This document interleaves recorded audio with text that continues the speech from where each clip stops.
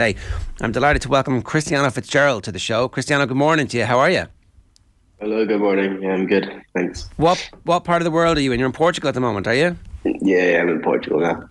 It's a circuitous route to get there. Your upbringing is one of the great Irish diaspora stories. So you're in Portugal at the moment. I think I'm right in saying you grew up in Singapore. Is that correct? Yeah, I was born in Singapore and I lived there for 4 or 5 years. So yeah. And where after that?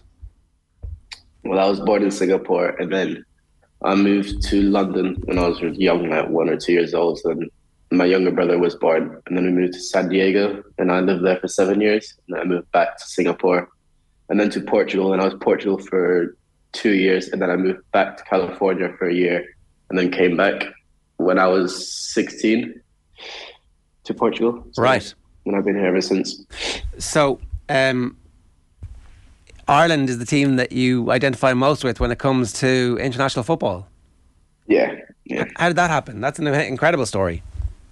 I think it really started when Euro 2016 I remember when Robbie Brady scored against Italy. I remember where I was, specifically I was in Marbella in Spain and I was playing in a football tournament and I remember watching him score and we went through and obviously we played against my other country, France, and I did want Ireland to win in that game. And unfortunately we didn't. But yeah, that's where it started really. So you said your other country. Your dad's Irish and your mum is French. Is that right? Yeah. We were talking about this a little bit earlier on. It's mad. Like it's it's funny. I remember reading a story where you're talking, Cristiano, about even when you're growing up in San Diego as a kid, and even that far back, you're referencing your desire to be Irish and play for Ireland. Yeah. I don't know where that came from, to be fair, because I don't think I ever even watched football at that point. But I did. My friend did text me after I played against Sweden last year in October. He texted me saying that he remembered me saying that to him, like that I was going to play for Ireland one day and stuff like that. So, yeah. You must be the only Cristiano Fitzgerald in the world, I'd imagine. I think I'm going to say that fairly with ease. You were born in 2003. This is the year that Cristiano Ronaldo was breaking through at Old Trafford with the spaghetti coming out of his hair, young teenager. I assume you're named after Cristiano Ronaldo. What's the story there? Well, the story is that we were living in Singapore at the time and my mum was pregnant with me and they still had a name, and I think she was maybe like 7 or 6 months pregnant at the time. And my dad was a United fan, or is a United fan, and he was watching United against, who was I think it was Bolton, in Ronaldo's home debut for Man United, and then he came on and my dad really thought he played amazing, and then he said when he was running, it looked like his feet weren't touching the ground and stuff like that. And then he said that he really liked his name as well. And so he called my mum over and said, what do you think about that name? And my mum liked it as well. So that's how I got my name. Does it add an element of pressure? I'm sure there are quite a few Cristianos running around Portugal now, but you must have been among the first named after Cristiano Ronaldo. So is there a little bit of pressure having that name? I'm not too sure. I guess a little bit, but no, not really. Because you're a similar type of player as well. I was going to say, I mean, if you were like a hard tackling centre back, no one would bat an eyelid, but it turns out you're not. Yeah, left winger. So you're a right-footed left winger. So you're one of these players who cuts in, and pace, I understand, is quite a significant part of your game as well, Cristiano. Yeah. So you've already broken into the Irish under-19 setup, and I know Jim Crawford's 21s team is probably next on the list. Are you in constant touch with the FAI? Because of course we've seen examples in the past of players like Grealish and Rice who have come and gone when they've been I guess able to play for other countries as well. But is it a case that the FAI are in constant touch with you and the 21s breakthrough is something that you're looking at? Yeah, it is something that I am looking at, to look into the Irish 21 squad. I think it's one of the biggest goals of mine for the season or for the rest of the year. And I haven't really talked to any other countries or any other countries that I'm eligible for. It's only been Ireland really. So you've just signed a new contract with Boavista as well. So what's the story with Boavista? It's tough, I guess, to break into the top 3 clubs in Portugal. You've got the likes of Benfica and Porto and Lisbon, who have been traditionally the dominant teams in Portugal. Boavista have always been there or thereabouts as one of the teams in the Primera Liga. But what are your ambitions with them? Clearly, the contract means you're there to stay for the long term. Is the plan to break into the first team this season and start playing some games, or how do you foresee the next few years? I think the plan is for the rest of the season and the rest of the year is to, break into the team, try and get as many minutes as possible. Obviously training with them every day, and I've played in quite a few friendlies already, maybe 5 or 6 friendlies. Just try and get those minutes in and trying to get an opportunity in an official game. I think that's my goal, and obviously long term is to bring success to the club and get even closer to the top 3. So. When you say you're a left winger, obviously the role of the wide players in football has changed significantly in recent years. Are you out and out attack? Do you have a lot of defensive responsibilities? Do you help set the press? How would you describe what you see the role of the left winger as being? I think it's all 3 of those aspects, really. Obviously, I do prefer to attack than I do to defend, but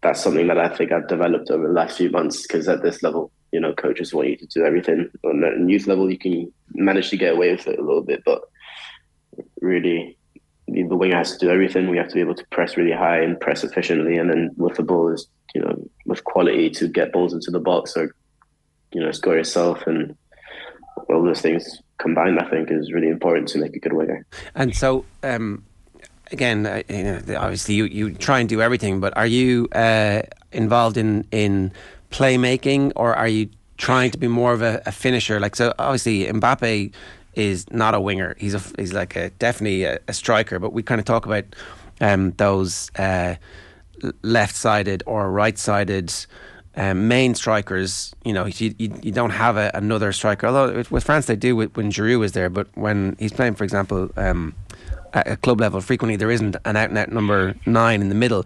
Do you kind of see the role of winger as somebody who can be the main striker, or is it actually somebody whose job it is to get to the byline and create opportunities for other teammates? It's a difficult question, but obviously I'm going to say both. But I feel like myself, I do create more than I score. But I think I still can be able to score. But I think creating is probably something that I do more. Shane was talking about pace. I think your pace stats are off the charts. What's the fastest you've been clocked at? I think it was 35 kilometers an hour, 35 point something. I can't remember specifically, but it was 35 for certain. How does that compare with your teammates?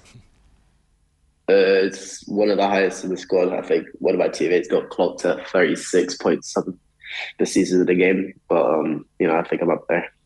Yeah, so like Mbappe at the World Cup would have been 35, or the best American footballers are kind of 33, 34, and they're obviously carrying the pads as well. But so that's obviously a key part of your game.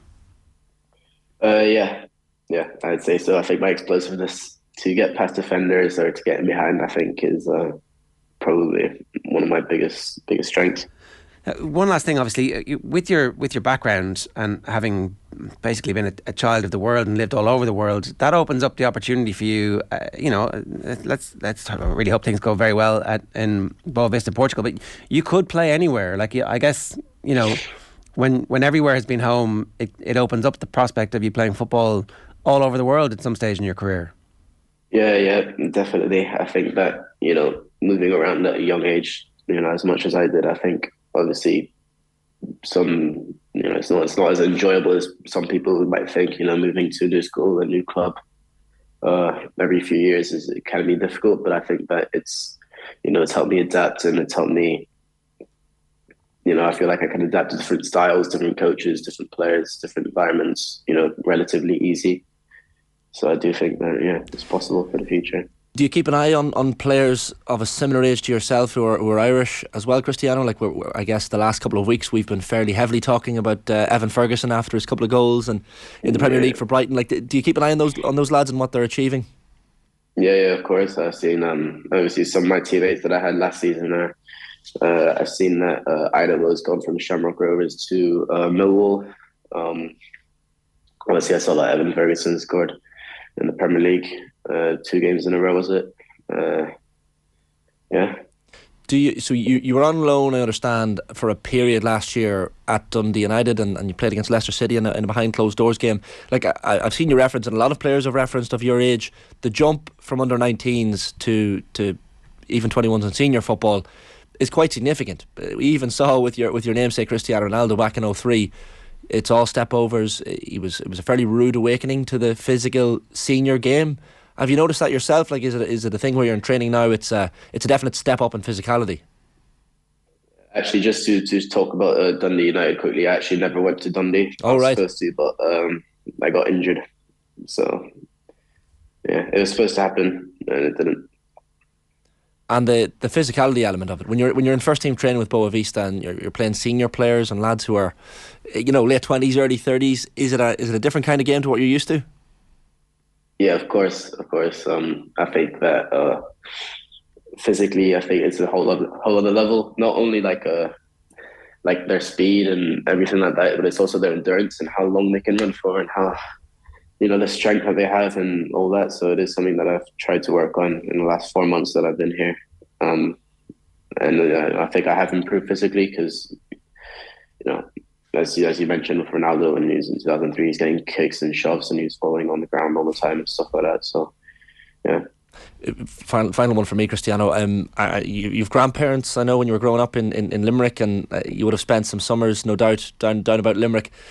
Is that a huge element in terms of your desire to play for the Republic of Ireland senior team and get into Stephen Kenny's squad at some point in the future? Like, to have that family link and heritage here is a definite, I guess, carrot for you.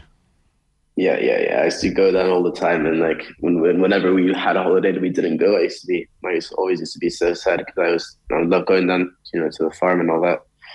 So yeah, it is a big element for me. Well, listen, we wish you the very best of luck, Cristiano. Thanks a million for joining us this morning. You're very good with your time. Cheers.